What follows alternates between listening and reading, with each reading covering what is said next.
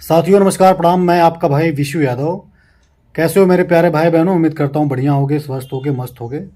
साथियों 16 मई को आपका एग्ज़ाम है एलटी का, और उसी दिन पीएनपी वालों ने डीएलएड की भी परीक्षाएं रख दी, जिससे कि हमारे हज़ारों साथी परेशान हैं। उस पीड़ा को लेकर के, आपको दर्द को लेकर के मैंने ज्ञापन पीएनपी को दे दिया है। प्रत्येक दिन अखबारों में आपको मेरा संघर्ष देखने को मिल रहा होगा, लेकिन अभी तक कोई ऑफिशियल सूचना नहीं आने की वजह से, एग्ज़ाम टलने की नहीं वजह से आप लोग परेशान हैं। मैं आपको भरोसा दिलाना चाहता हूं कि अगर मैं इस मुद्दे में पड़ा हूं, इस मुद्दे का नेतृत्व कर रहा हूं, आपको 110% मैं लिख के दे रहा हूं कि इसका समाधान होगा। आप अगर इस उद्देश्य से अपने भाई को याद कर रहे हो कि नहीं, विशु भाई के यहाँ अगर मैं मैसेज कर रहा हूँ, बात कर रहा हूँ, अगर विशु भाई से जुड़ा हूँ, अगर विशु भाई ने इस मुद्दे को उठाया है, तो मैं आपको कह देना चाहता हूँ कि आपका भरोसा टूटेगा नहीं। चूँकि प्रक्रियाओं में समय लगता है, हमने ज्ञापन दिया, पीएनपी उसके बाद पत्र लिखा शासन स्तर को, वहाँ से हरी झंडी मिलने के बाद ही सूचनाएं जारी होती हैं।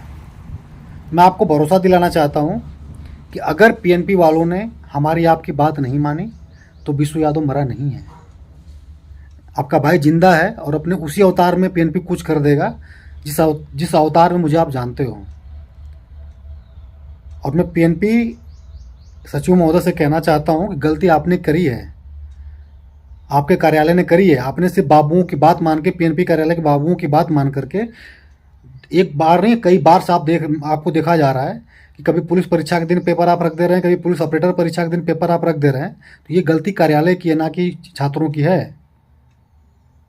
हमने अपनी समस्या को आपसे अवगत करा दिया है, और लोकतांत्रिक व्यवस्था में यही होता है कि पहले ज्ञापन, उसके बाद आंदोलन। अगर 2-4 दिन के अंदर में ऑफिशियल नोटिस जारी नहीं होगा, तो फिर भयानक और पूरे मीडिया के साथ पीएनपी कार्यालय कुछ करने का काम करूंगा। बाकी अपने साथियों से मैं कहना चाहता हूं कि आज और कल मुझे कार्यालय से फ़ोन आया था। लखनऊ भी मेरी वार्ता इस संबंध में हुई थी सर्वोच्च अधिकारियों से। उन्होंने कहा कि हाँ, पीएनपी की तरफ से पत्र आया हुआ है, इस पर विचार चल रहा है, आपको बहुत जल्द सूचना दे दी जाएगी। अभी आपको आंदोलन की डेट रखने की ज़रूरत नहीं है। साथियों, आपको इस मुद्दे पे मैं लगातार वीडियो नहीं पर डे बना सकता हूँ। पर डे वीडियो बनाने का क्या मतलब है?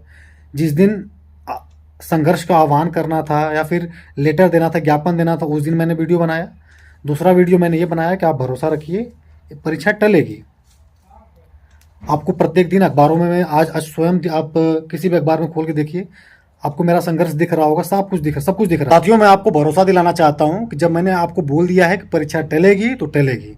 हाँ, एक नई सूचना आपके लिए ये है कि कार्यालय से जो मुझे फ़ोन आया था, मुझे ये बताया गया है कि चूँकि आगे भी बहुत सारी परीक्षाएँ हैं, तो हो सकता है, मैं इस पर अभी हरी झंडी नहीं दे रहा, जो मुझे सूचना वहाँ से बताई गई है कि हो सकता है कि पूरी परीक्षा ही टाल दी जाए, यानी 2nd एंड 4th सेमेस्टर की पूरी परीक्षा ही टाल दी जाए।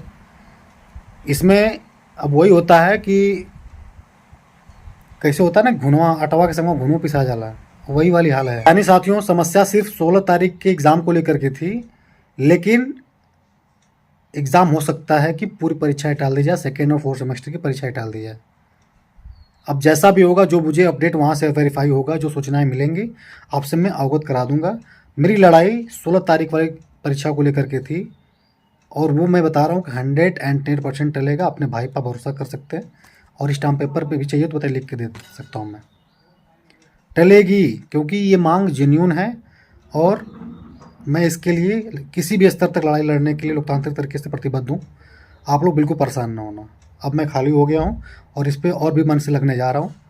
जो भी अब तक सूचनाएं मुझे मिली, मैं आपको बता दिया है। बाकी साथियों, आगे जो भी अपडेट होगा, आपसे चर्चा पर चर्चा होती रहेगी। तब तक के लिए जुड़े रहिए अपने भाई के चैनल विशु यादव डीएलएड को। और आप लोगों से मैं कहना चाहता हूँ कि जब तक ऑफिशियल लेटर जारी नहीं हो जाता है, आप लोग अपनी सक्रियता बनाए रखिएगा। इस वीडियो को आप सभी ग्रुपों में शेयर कर दीजिए। दूसरा चीज़ कि कमेंट में आप कहाँ से हैं, आप कहाँ से प्रभावित हो रहे हैं, और इस लड़ाई को, जो संघर्ष चल रहा है, इसको आप किस नज़रिए से देखते हैं, कमेंट में आप ज़रूर बताना। और अपना ज़िला ज़रूर लिख देना, ताकि पता चले कि किस किस ज़िले से लोग इस मुद्दे से प्रभावित हैं, और किस किस मुद्दे से कहाँ से लोग देख रहे हैं। बाकी साथियों, जल्द आप लोगों को खुशखबरी दूंगा। Thank you so much, love you all, और यूँ ही भरोसा बनाए रखिएगा। Bye bye.